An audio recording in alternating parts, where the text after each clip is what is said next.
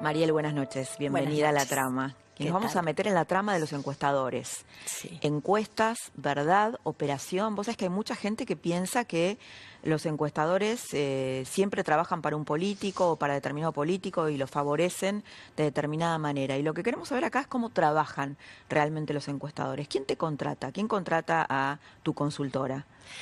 Mira, yo creo que en esto que vos decís de que estamos como cuestionados, y ahora te contesto, ¿no? Lo otro, creo Los que periodistas esto... también, ¿eh? Así que Sí, sí, estamos sí. cuestionados. Creo que tiene que ver también con la desconfianza que generan todas las instituciones de cualquier tipo y todas las... O sea, con una crisis de confianza que viven los argentinos. Es decir, la gente hoy ya no tiene confianza en el periodismo, en la política, en los jueces, en los fiscales, obviamente en los encuestadores tampoco.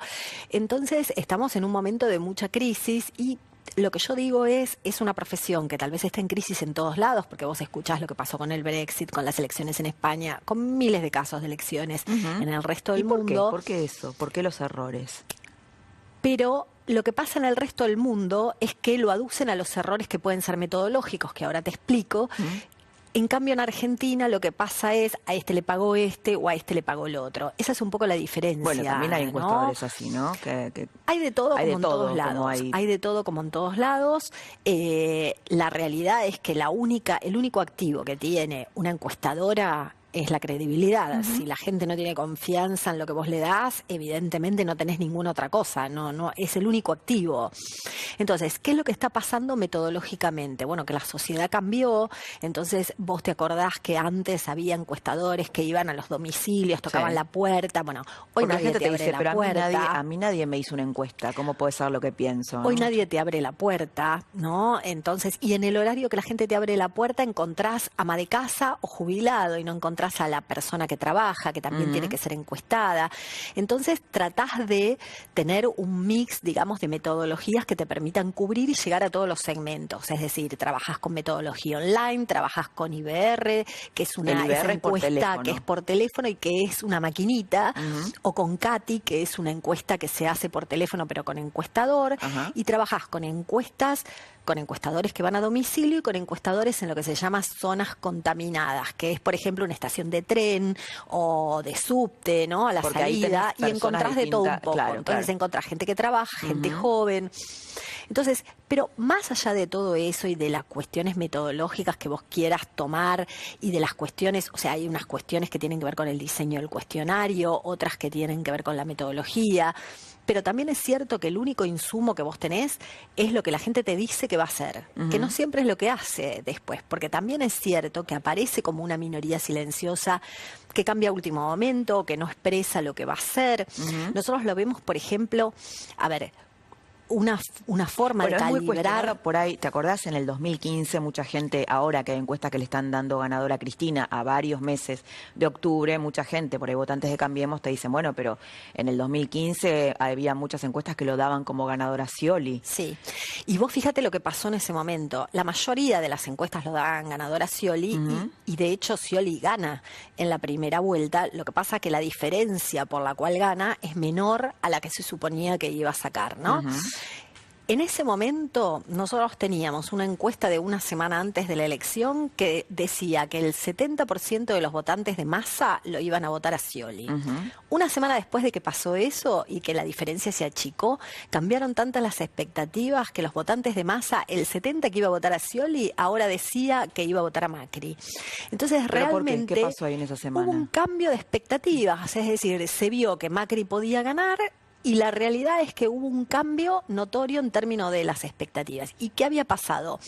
Bueno, nada, que la diferencia había sido más pequeña de lo que había sido en su momento, ¿no? Entonces, hay cambios. Bueno, en el 2015, con el balotaje entre Horacio Rodríguez Larreta y Martín Lustó, también pasó algo parecido. La gente decía que iba a votar en blanco y era lógico porque llegaban a un balotaje donde sus candidatos que habían elegido en las primeras instancias ya no estaban. Y ese 10% de gente que decía que votaba en blanco, después resultó ser un 2%. Y ese 8% votó un candidato opositor. Es decir, Entonces, lo que la vos decís diferencia es que fue muy chica. hay muy pocos, digamos, muchas de las conductas se cambian en los días previos, Sí. inmediatamente previos a la elección. Hay un 50% de la gente que yo te diría que ya tiene una posición formada, porque es una posición ideológica, porque es una posición, digamos, ya como que viene de antes de la campaña. Los que toman la decisión en la campaña, que es el otro 50%, te diría que el 30% lo toma la última semana. Entonces, claro. eso también hace que haya, viste que hay un momento como de un clic en el cual la gente dice, bueno, vamos para acá, y la realidad es que... Ahora, ¿y cómo hacen todos para, es como digamos, cómo se comunica eso entre la propia gente que cambia de actitud, ¿no? Digo, porque Sí, esto que vos estás contando es como un clima, es como un ¿no? clima que es se como genera un clima. y Vos va también te generando una acordás. ola. Yo me acuerdo, por ejemplo, en el 2009, que todas las encuestas parecía que decían que iba a ganar Néstor Kirchner en esa elección de medio término. Y la verdad, nosotros teníamos como un empate, pero veíamos que los indecisos estaban más a favor de un cambio. Entonces vos miras muchas variables. Y bueno, y ahí fue que de Narváez terminó ganando por 2 puntos, y eso, bueno, era lo que terminamos proyectando y lo que sucedió. Pero la realidad es que también hay mucho de artesanal en esto. Sí. Y creo que la Sí, principal... mucho de imprevisible, ¿no? Tal vez la gente a veces tiende a creer que todo es una estrategia y que todo está calculado. Sí, Y muchas porque... veces la realidad te ofrece, digamos, se dispara para lados que son incontrolables, ¿no? Exactamente. Y aparte, bueno, sí, muchas veces, vos te acordás, sin ir más lejos, la última elección, el diálogo de María Eugenia Vidal con Brancatelli hizo que las encuestas creció 5 puntos en una semana. Entonces, y son cosas que son incontrolables, que no fueron planificadas, seguramente, y sin embargo, bueno, ahí se ve una oportunidad en la campaña y obviamente se trabaja sobre eso. Pero la realidad es que son muy imprevisibles y tampoco las encuestas están hechas para decir quién va a ganar y por cuánto. Si fueran tan exactas, no votaríamos, haríamos una encuesta directamente y sería mucho más barato. Ahora, Mariel, ahora hay todo un escándalo en los últimos días por esta encuesta de isonomía que le da 9 puntos de ventaja favorable a Cristina en un eventual balotaje, ¿no? Sí. Pero a la vez tiene un 60% de indecisos. Esto después salió Juan Germano a aclararlo. Sí. ¿Qué pensás de esa encuesta? ¿Qué números tenés vos? ¿Y por qué crees que generó tanta polémica? Generó tanta polémica porque, bueno, en el caso de Isonomía es una encuesta muy cercana que trabaja generalmente con el gobierno, entonces era raro que salieran a decir algo así. En esos términos, uno trata, cuando falta mucho y demás, más allá de la ansiedad de los periodistas y de la gente en general, de no publicar números. Lo que pasa es que también es cierto que vos sos una encuestadora y trabajás de eso. Entonces, en el caso de ellos, como en el caso nuestro también, hay inversores, hay bancos, hay asociaciones empresarias que te contratan encuestas y entonces vos le tenés que dar el número que te da. Después ellos hacen las consideraciones. Ellos saben que ese número, lo mismo que pasa con Isonomía, ese número está sujeto a que vos tenés un hecho, que vas a predecir lo que va a pasar en noviembre. Y sabés que eso no va a suceder así. Para un lado o para el otro. ¿Por qué? Porque no sabés cómo le va a terminar yendo al gobierno estos meses. Cristina todavía no es candidata, no ha aparecido, no ha hablado. Siempre que Cristina habla empieza a bajar en las encuestas. Esto es lo que decía, justamente eso te quería preguntar. Es lo que dice, por ejemplo, María Eugenia Vidal en privado. En privado ella lo que te dice es, cuando yo salgo a jugar, gano. Cuando salen ellos, los kirchneristas, meten la pata y bajan puntos. ¿Es cierto esto? Mira, en general las campañas lo que pasa es que nunca se ganan, siempre se pierden. Entonces ahí es el que pierde, el que se equivoca más. Es el que se ve perjudicado. Entonces, ¿qué es lo que pasa con Cristina hoy? Cristina todavía no ha dicho que es candidata y no ha aparecido. Cristina, a lo largo de su historia como presidente también, siempre que los meses que obtenía mucha exposición pública, que aparecía, que había cadenas, bajaba su aprobación de gestión. ¿Por qué? Los meses que no salía, y porque había un tema personal con Cristina, ¿no? Cuando vos no la era veías, cuando pero, era presidente. ¿Pero en el 2017? Y en el 2017 la verdad que las apariciones fueron también muy, muy medidas. tímidas, ¿no? No tuvo una exposición así tan fuerte y era nada más que en actos muy partidarios y muy hablándole a su gente. Y bueno, y en este momento pasa lo mismo. Estamos todos hablando del libro de Cristina y Cristina no ha aparecido y todavía ni siquiera ha dicho si va a ser candidata o no. Y después hay otro ¿Y tema. cómo puede impactar, Mariel, el libro de Cristina sobre sus votos? O sea, ¿qué vinculación tiene? Si bien el libro se está haciendo desde hace bastante tiempo, quedó como una especie de lanzamiento de campaña de Cristina. Sí, y la verdad que el libro uno dice, o sea, el libro termina afirmando lo que cada uno quiere ver, o sea, Claro. el que no va a votar a Cristina y siente que Cristina hizo determinadas cosas que no eran correctas y demás, lo ve de esa manera y su público, y el libro está dirigido a su público, lo ve fenomenal. Entonces, la verdad que tampoco es que aporta, lo que sí hace es que todo el mundo esté hablando de Cristina sin necesidad de que Cristina aparezca. Claro. Y después, por otro lado, Y el mundo también... antikirchnerista le hace campaña gratis a Totalmente, Cristina. totalmente. Claro. Y después, también lo que pasa es que hoy las encuestas son una forma de, o sea, la única forma que la gente tiene de quejarse son las encuestas. Entonces, cuando uno lo llama y dice, ¿qué le parece la gestión de Macri? Mala. Entonces, es una forma de quejarte. Después hay que ver si llegado el momento en noviembre, si los candidatos llegan a ser Cristina y Mauricio Macri, o si llega a ser si llega a haber un balotaje entre ellos dos, bueno, probablemente lo que pase es que se van a poner en consideración otras cuestiones, ¿no? Y lo que sí es cierto es que lo que uno ve es que la gente hoy vota para que no gane el otro, es decir, están eligiendo a Cristina para que no gane Macri, a Macri para que no gane Cristina, y una tercera opción que no quiere que gane ni Macri ni Cristina, y hay que ver si crece o no crece. Si crece, ¿y tiene chances de crecer esa tercera opción? Hablamos de la baña, peronismo federal. Sí, a ver, la verdad es que si vos mirás, hay más gente que no quiere que gane ninguno de los dos que gente que quiere que gane alguno de ellos. El tema es que también dentro del espacio no terminan de consensuar, no terminan de generar una alternativa. Veremos qué pasa. Yo creo que tienen tiempo como hasta fines de mayo, ¿no? Si fines de mayo esto no... de alguna manera no se consolida en una elección de tercios, que la suma de Alternativa Federal sea parecida a los votos de Cristina y a los votos de Macri, es decir, que sean 3 tercios, probablemente se tienda a polarizar más. Creo que todavía hay tiempo, ¿no? Ahora, Mariel, si vos tuvieras que, ya sé que falta mucho, y si tuvieras que animarte a hacer alguna proyección para octubre, ¿cómo la harías?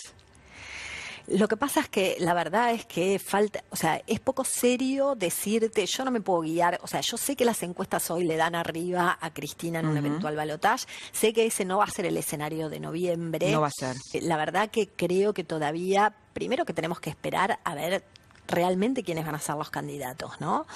Y me parece que también hay una opción que puede crecer y que tiene que ver también con cómo se dé el contexto. Hay que ver si la economía repunta o no repunta.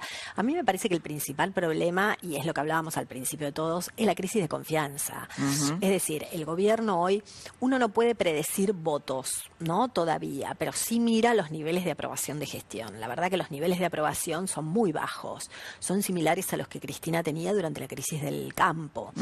Entonces, claro, y estaba hace... en su peor momento ella, ¿no? En su Pero peor momento. ¿Y Macri está en su peor momento o todavía hay peor y momento? no sabemos, o sea, hoy está en su peor momento de lo que vino anteriormente. Lo que no sabemos es si esto va a empezar a repuntar o si esto va a seguir este mismo camino. Lo que ellos creen, a ver qué pensás vos como encuestadora, en los laboratorios oficialistas, que bueno, ahora la gente está muy enojada con Macri, pero que pasado unos meses y llegado el caso de que tengan que elegir entre Macri y Cristina, ante el temor de que Cristina gane, bueno, medio que se tapan la nariz y dicen, Sí, bueno, vamos del a mal votarlo menor. igual, el mal menor, y que ese Exactamente. enojo no se va a trasladar en votos. Esto es lo que ellos creen.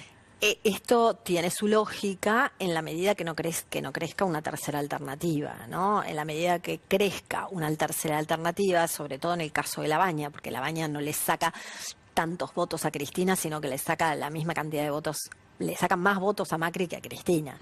Entonces, en la medida que crezca una tercera alternativa, sí pueden estar complicados en una primera vuelta, ¿no? Entonces, esa lógica ya no aplica. O sea, la lógica aplica en términos de la polarización.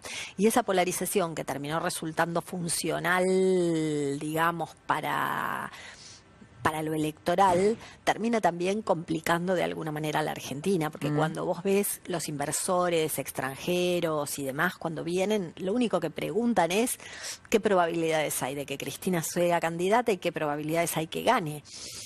No importa si hubiera sido un cambio que es lo habitual y que es parte de la democracia. Entonces, eso también nos perjudica. Porque vos mencionaste los inversores, ¿hay presiones del mercado para que Macri dé un paso al costado y María Eugenia Vidal asuma su lugar? Y el mercado, el pánico que tiene es que vuelva Cristina. Entonces, la realidad es que va a presionar todo lo posible en ese sentido. El tema es que esto tenía un tiempo. Claro, este plan funcionaría. Esto tenía un tiempo, ¿no? Entonces, el tema es que el tiempo se acaba, porque cuando vos venís perdiendo, cuando llega un momento que sabés que no tenés ninguna posibilidad de ganar, haces un cambio de este tipo, ya el cambio no tiene mucho efecto. Bueno, ¿no? pero el gobierno sí tiene chances de ganar hoy. Sí, lo que pasa es que, a ver, si vos medías un balotaje María Eugenia Vidal contra Cristina hace 3, 4 meses atrás, la diferencia a favor de Vidal era mucho más amplia de la que es hoy. ¿De cuánto era antes y cuánto es ahora? Y tenía una diferencia como de 10 puntos, hoy tiene una diferencia de 4 puntos. Entonces, la realidad es que también la diferencia se ha ido achicando y se ha ido fortaleciendo otra opción. Vuelvo a repetir, esto puede tener que ver también con que hoy la gente está enojada, se expresa de esa manera y todavía los votos están cuando se cuentan, no antes, ¿no? Ni las encuestas ni nada. La verdad es que hasta ese momento uno no puede dar. Pero sí es cierto, y la verdad que también Vidal en este contexto tiene una elección complicada en términos de que ella disputa la provincia de Buenos Aires, que es uno de los lugares donde peor está evaluada la gestión de Mauricio Macri, ¿no? Vos sabés que en la intimidad Durán Barba, que dicho sea de paso, yo me acuerdo cuando lo entrevisté para el libro Macri, él dice, yo siempre muestro encuestas donde nos va mal, porque al sentirnos débiles la gente nos apoya, ¿no? Porque la gente apoya al débil, no al que se siente fuerte. Por eso había circulado esta versión de que la encuesta de isonomía la había hecho circular Durán Barba, ¿no? ¿Es verdad esto que dice él, que en una campaña jugando de esta manera se gana más apoyo? Depende del contexto, porque también es cierto que muchas veces el ganador, el que se ve como ganador, o que sobre todo nosotros que votamos muy en negativo, ¿no? Para que no gane el otro, por lo menos el que tiene más grieta. posibilidades de derrotarlo es el que la gente va a apoyar para quedarse tranquilo de que el otro no va a ganar, ¿no? Entonces depende del contexto, no siempre. Ahora, esta idea de que la gente vote por el no, que es un poco también la dinámica de las nuevas sociedades, no es solamente ocurre acá.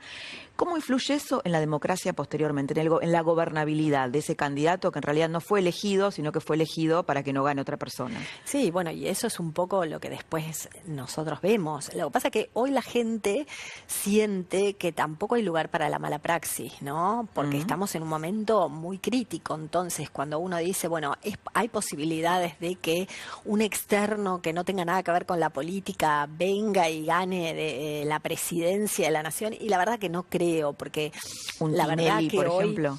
Y Tinelli presidente, una cosa es que bueno, que empiece por una provincia o por una intendencia, pero presidente, la verdad que la gente siente que no hay lugar para la mala praxis, y sobre todo en términos de la economía, o sea, tiene que venir alguien que pueda resolver, y si no es economista, tiene que tener un equipo económico que pueda hacerse cargo de la situación. Me parece que la gente va a mirar mucho eso, entonces sí es cierto que están votando para que no gane el otro, pero también es cierto que, bueno, van a mirar a ver quién puede hacerse cargo. Esto cuando uno habla de la seguridad no es solo salir a la calle y que no te maten. Seguridad es saber que somos un Estado muy paternalista, ¿no? Saber que alguien se va a hacer cargo de esto, que alguien nos va a cuidar. Entonces, en ese sentido, me parece que se busca mucho la figura. ¿Quién nos puede cuidar? ¿Quién se va a hacer cargo de esta situación? ¿Qué pasa con la figura de Macri como presidente, no? Porque yo me acuerdo, Cristina, estudiando los vaivenes de su caudal político, que había estado en 20% y 80%. ¿Qué pasa con la de Macri? ¿Es así? No, Macri siempre ha tenido niveles de resistencia más altos, porque tiene una posición muy clara, ¿no? Entonces hay mucha gente ¿Más alto que Cristina? ¿Sí? No, lo que pasa es que una cosa es Cristina ahora y otra cosa era Cristina sucediendo a Néstor. Si vos te acordás, cuando Cristina era la candidata, ¿qué decíamos? Seguramente va a haber más institucionalidad, vamos a ser más abiertos al mundo, Sí, ¿no? eso es lo que decía Néstor Kirchner también. Claro, Sí. bueno, y esa era la visión que uno tenía de Cristina. Entonces, en el 2018, en la crisis del campo, tampoco hacía tanto tiempo que todavía no era la Cristina de hoy. Yo creo que la Cristina de hoy aparece fuertemente después de la muerte de Néstor Kirchner. Entonces, cuando vos mirás el tema de Mauricio Macri es un dirigente, nosotros nunca lo tuvimos con niveles de aprobación de más de 52, 54 puntos, ni siquiera en la ciudad de Buenos Aires, siendo que había hecho una muy buena gestión. ¿Por qué? Porque tiene mucha gente que no lo quiere, que no le gustaría, que no lo elige, por su posición ideológica, por lo que fuera. Entonces, bueno, hoy su pérdida, su caudal es de 25 puntos a lo largo de estos 4 años, es mucho, pero Cristina pasaba de 70, o sea, cuando gana con el 54% ya tenía 60% de aprobación de gestión en diciembre, y en enero, con el cepo, en febrero, con la tragedia de Once y demás, perdió 30 puntos en 2 meses. ¿Qué te pasa, Mariel, en lo personal? Un poco lo hablábamos, volviendo como al inicio de la entrevista, cuando te critican, digo, a vos y a todos los encuestadores, ¿no? En tu caso, por ahí, sos operadora del peronismo o de masa, ¿no? Que hay cosas que circulan en ese sentido. Mira, la verdad que... ¿Por qué te dicen operadora de masa? No sé por qué, la verdad que no sé por qué, porque creo que incluso la gente de masa fue la que más me castigó en Twitter, en las redes y demás. A ver, uno tiene, obviamente nosotros somos una encuestadora y tenemos clientes de todo el espectro. Porque ¿trabajan para todos los políticos? Sí, tenemos muchos de Cambiemos, tenemos algún kirchnerista incluso también en algún municipio, tenemos gobernadores de distintas provincias, de distinto signo político, y tal vez acá en Argentina no es habitual que se transparente, viste, como en Estados Unidos, que dicen, bueno, tal trabaja para tal y tal trabaja para tal otro. Es que sería mucho más sencillo, más saludable, ¿no? Inclusive mucho más saludable. Muchas veces vos ves economistas, ¿no? Saliendo por ahí, que no es una cuestión exclusivamente de los encuestadores. Y esos economistas, vos sabés que trabajan para un político y te dan una opinión general sobre el país sin aclarar para quién trabajan. Entonces sería mucho más saludable decir, bueno, totalmente, yo trabajo para tal cual.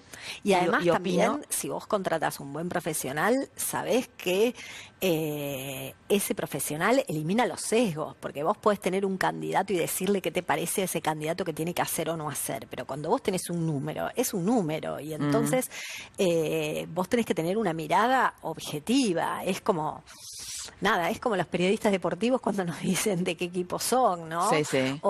Pero acá no es muy habitual, y en otros lugares del mundo sí es muy habitual que eso pasa. Y yo te podría decir que no me afecta porque son las reglas del juego, y es mentira. Claro, sí, obvio, la verdad, creo que una de las cosas que hice después de la campaña del 2015 fue desactivar las notificaciones del Twitter, ¿viste? Para ni enterarme. Y yo decía, no, porque yo quiero saber, y me di cuenta que la verdad que me dolía, porque creo que hace años que trabajo en esto, que lo tomo con seriedad, y que probablemente a veces un número puede ser más alto o más bajo, pero no tiene que ver con haber manipulado el número.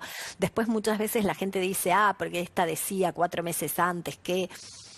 Y probablemente haya sido así, ¿no? Cuando vos decís, bueno, no va a haber segunda vuelta, no va a haber... Bueno, 6 meses antes capaz que no había, entonces te aparecen cosas que vos dijiste un año antes y te las retrotraen. Bueno, viste lo que es las redes, ¿no? Sí. ¿Y por qué la gente miente? Vos dijiste, la gente no te dice la verdad.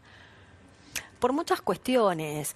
En algunos lugares, aunque vos no lo puedas creer, la gente se tapa la boca para decirte a quién va a votar, ¿no? Porque hay algunas provincias que el caudillismo es muy fuerte. Claro. Hay otras, digamos, donde la gente en su hogar tiene miedo, o ya sea en una encuesta telefónica o personal, si está atada a algún plan o a algún beneficio social, claro, que de algún grabando tipo, o algo así, que te estén grabando, que te estén diciendo, ¿no? Hoy con esto del Big Data y de que todos sabemos todo de todos, la gente tiene miedo, entonces muchas veces no termina diciendo lo que va a hacer. A veces, te digo que hay veces que salís, haces un boca de urna y la gente sale de votar y yo te digo que no sabe a quién votó. Y vos decís, ¿cómo puede ser? Y no es que no te lo quiera decir, no sabe. te dicen una boleta que estaba de este lado, Ajá. de una persona, o sea, hay de todo, ¿no? Claro. Hay de todo.